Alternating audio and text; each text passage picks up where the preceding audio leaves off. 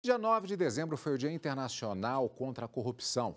A data foi instituída depois que vários países participaram da Convenção das Nações Unidas contra a Corrupção em 2003, na cidade de Mérida, no México. Aqui no Brasil, o Poder Judiciário conta com legislação específica há 9 anos.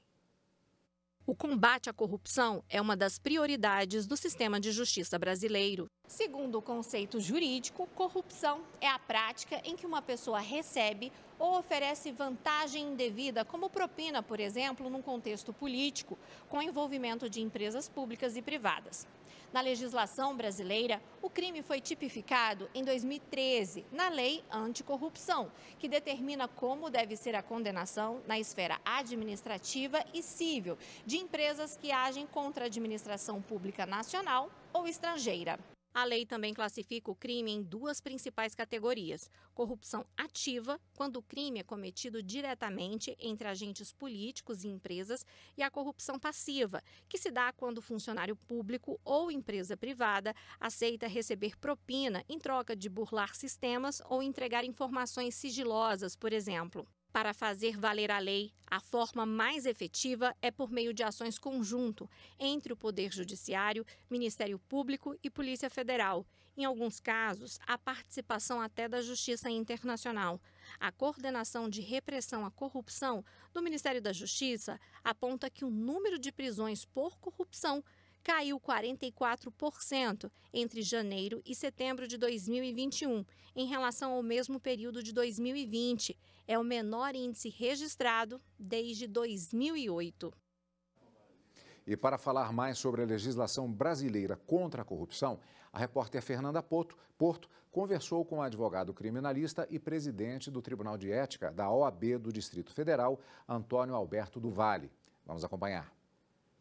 Olá, doutor Antônio, obrigada por sua participação aqui no Jornal da Justiça. E para começar a nossa entrevista, eu pergunto sobre essas questões da nossa legislação brasileira. A lei anticorrupção, como a gente viu aí na reportagem, ela trouxe mais mecanismos para aperfeiçoar aí os julgamentos no Poder Judiciário.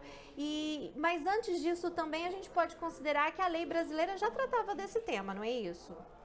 Sim, as afirmações estão absolutamente corretas, Fernanda. Na verdade, o ordenamento jurídico nacional, desde a sua origem, quando se começou a falar no direito repressivo, ele é preocupado com os casos de corrupção, como é qualquer ordenamento jurídico.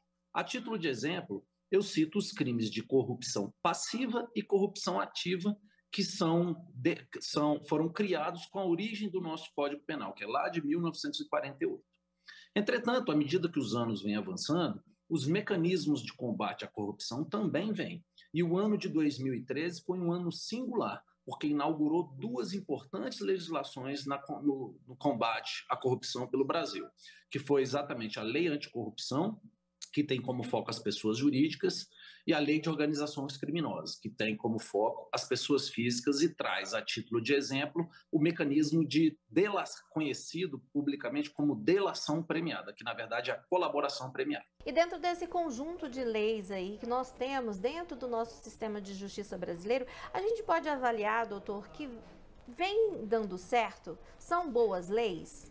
Absolutamente, a legislação brasileira hoje, ela está muito à frente de outros países no que toca a combate à corrupção. Nossos mecanismos de controle e combate à corrupção são muito avançados.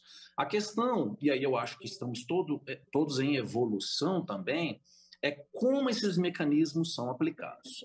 Nós temos que tomar muito cuidado, porque esses mecanismos eles tornaram o Estado muito poderoso.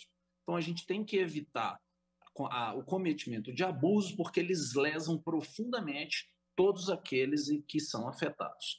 Então, nesse sentido, vale lembrar que o último pacote anticrime trouxe, inclusive, a figura do juiz de garantias, que é exatamente um ator que vai ficar aí para evitar e coibir esses abusos. Essa questão do juiz de garantia está suspensa ainda na nossa legislação por decisão da nossa jurisprudência, mas estamos avançando. Agora, para o nosso sistema legislativo, só elogios.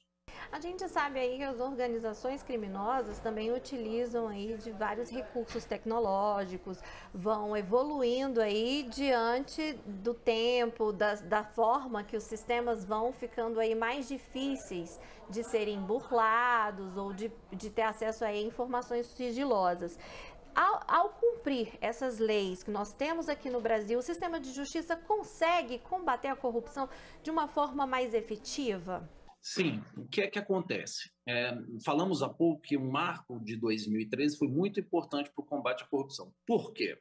Porque há um entendimento acerca de segurança pública, Fernanda, já de muitas décadas, eu diria, de que a forma mais eficaz para você combater a grande criminalidade, a criminalidade organizada, a criminalidade das organizações, é através do ataque ao dinheiro desses órgãos, dessas instituições, vamos chamar assim.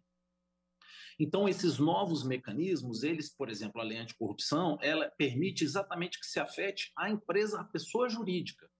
Falando num português mais comum, o grande criminoso, ele não está atuando em nome próprio. Ele atua em nome de uma pessoa jurídica, uma construtora, uma empresa de factoring, enfim, é através de uma consultoria, ele se defende, se esconde atrás de um CNPJ para dar, inclusive, áreas de legalidade à atividade criminosa. E aí a gente já entra numa outra legislação também, que é a lei de lavagem de dinheiro. Então, essa nova forma de investigar e de atuar no combate à corrupção, ela nos ajuda por isso, porque agora ela nos permite afetar essas pessoas jurídicas. Obrigada por sua participação aqui no Jornal da Justiça. Eu conversei com o advogado criminalista, o doutor Antônio Alberto. Mais uma vez, obrigada por sua participação e até a próxima, doutor. Obrigado a todos, até a próxima. Valeu.